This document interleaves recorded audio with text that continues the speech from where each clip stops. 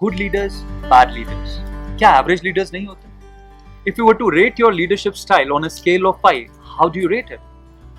Let's talk about levels of leadership. There are 5 levels of leadership. पहला level position, दूसरा level permission, तीसरा level producing results, fourth people management और fifth pinnacle. Let's understand them one by one. पहला level जो है वो है leadership by the virtue of position. इस level पे जो leaders होते हैं उनका अपना कोई कमाल नहीं होता. ऑर्गेनाइजेशंस उन्हें एक पोजीशन पे बिठा देती हैं और लोग उनकी बात मानते हैं क्योंकि वो उस पद पे हैं. कहते हैं कुर्सी कोतवाल बनाती है. क्योंकि वो कुर्सी पर हैं इसलिए लोगों को उनकी बात माननी पड़ती है, वो मानना नहीं चाहते. सो क्योंकि उनमें स्किल्स नहीं है. अगर हम महाभारत का उदाहरण लें तो धृतराष्ट्र एक ऐसे ही लीडर थे जिन्हें बार बार ये बताना पड़ता था कि वो राजा हैं और उनकी बात सुनी जाए. इस तरीके के लीडर्स बहुत एग्रेसिव होते हैं और उनका कम्युनिकेशन स्टाइल एग्रेसिव होता है, काम करवाना पड़ता है.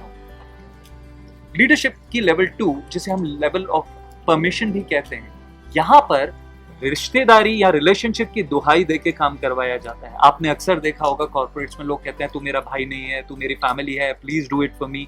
तो यहाँ पर लोग आपके लिए काम करते हैं इसलिए नहीं कि आप में लीडरशिप स्किल्स हैं, बल्कि इसलिए क्योंकि वो आपको पसंद करते हैं, क्योंकि आपके साथ उनकी फैमिली रिलेशंस बन गए हैं या आप उनके बड़े भाई या छोटे भाई बन गए हैं. इस लेवल में बहुत अकोमोडेशन होता है. आपका कम्युनिकेशन लीडरशिप का बहुत पैसिव होता है और काम करवाने के लिए आपको रिश्तेदारी की दुहाई देनी पड़ती है, जैसा कि दुर्योधन महाभारत में देते थे.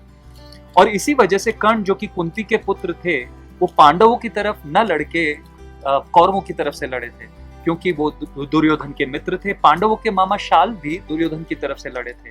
यहाँ तक कि भीष्म पितामह, द्रोणाचार्य, कृपाचार्य भी दुर्योधन की तरफ से लड़े थे. दुर्योधन के अपने 100 भाई भी उन्हीं की तरफ से लड़े थे. और बलराम इसलिए युद्ध में नहीं आए क्योंकि दुर्योधन उन्हें अपना गुरु मानते थे, तो वो महाभारत के युद्ध से उन्होंने दूरी बनाई रखी क्योंकि दुर्योधन ने उन्हें रिश्तों की दुहाई दी. इस तरीके की लीडरशिप, जैसा मैंने बताया कि इसमें अकोमोडेशन होता है और लीडरशिप स्टाइल पैसिव होता है. Third level of leadership is producing results. यहाँ पर लोग इनिशियली आपको लीडर नहीं मानते या आपके साथ नहीं जुड़ते, पर धीरे धीरे आपके काम की वजह से और आपके रिजल्ट्स, क्योंकि आप रिजल्ट्स देना शुरू कर देते हैं तो लोग आपके साथ जुड़ने लगते हैं.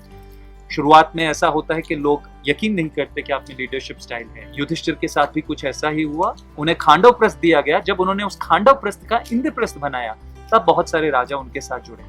इसी तरीके से जब आप ऑर्गेनाइजेशंस में, जब आपका ट्रांसफर होता है या किसी नई जगह आप ज्वाइन करते हैं तो इनिशियली लोग ये मानते हैं कि आप एक साधारण व्यक्ति हैं या आपको ये पोजीशन की वजह से मिल गया है और आप में लीडरशिप स्टाइल नहीं है. पर आपके स्किल्स की वजह से जब रिजल्ट्स आने लगते हैं तो लोग आपके साथ जुड़ने लगते हैं, because they believe that success breeds success. सफल व्यक्ति के साथ से लोग सफल होते हैं, इसलिए लोग आपके साथ जुड़ते हैं. इसमें लीडरशिप का जो कम्युनिकेशन स्टाइल होता है वो असर्टिव होता है. और लीडरशिप का फोर्थ जो स्टेप है वो है पीपल मैनेजमेंट, जहां लोग अपने साथ और अपने नीचे काम करने वाले हर व्यक्ति को सफल बनाने लग जाते हैं और उनकी ग्रोथ का ख्याल करने लगते हैं, उनकी ट्रेनिंग्स का ख्याल करने लगते हैं, वो आगे जिंदगी में कैसे बढ़े इसका ख्याल करने लगते हैं. तो उसे कहते हैं लीडरशिप स्टाइल 4.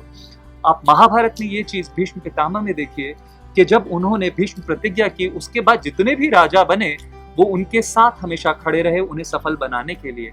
तो फोर्थ लेवल ऑफ लीडरशिप होता है जहां पीपल मैनेजमेंट कमाल का होता है. आप जिस ऑर्गेनाइजेशन में होते हैं वहां पीपल मैनेजमेंट की वजह से आप डिपार्टमेंट्स आपके सक्सेसफुल हो जाते हैं, हर व्यक्ति वहां सक्सेसफुल होता है. इसमें कोऑपरेशन का बहुत बड़ा रोल होता है, टीम बिल्डिंग बहुत बड़ा एक वर्च्यू होता है. और फिफ्थ लेवल ऑफ लीडरशिप जिसको पाना बहुत ही मुश्किल होता है और लगभग नामुमकिन होता है, ये है पिनाकल लीडरशिप का, बिल्कुल जिसे कहते हैं वो पराकाष्ठा जिसे कहा जाए, ये वो है.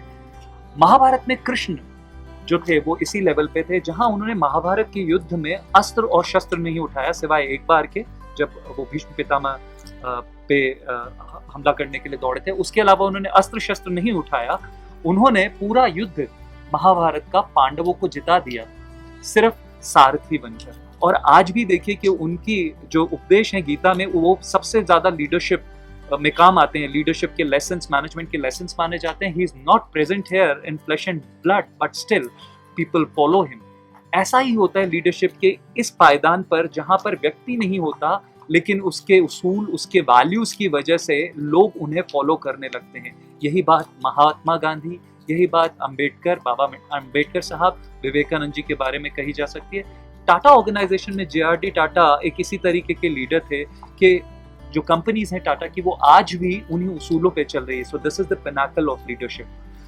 अब आप किस लीडरशिप की पायदान पे हैं, you will have to find that out, and now I believe that you can find it out. I hope you liked the video. Thank you so much for watching this video.